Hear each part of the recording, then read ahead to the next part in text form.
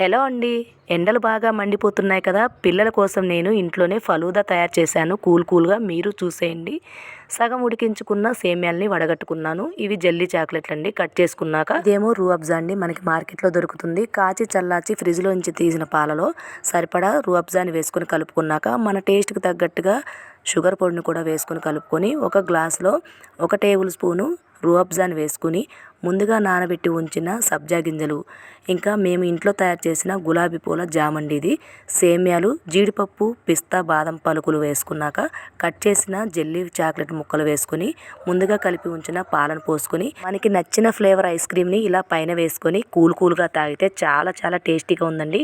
మా పిల్లలైతే వదలకుండా మొత్తం తాగేశారు. మనకి ఇది మార్కెట్లో 60 రూపాయల దాకా ఉంటుంది కదా ఒక గ్లాసు.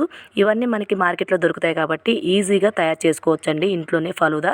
మీకు నచ్చిందా? అయితే లైక్ చేసి షేర్ చేయండి. Thank you for watching.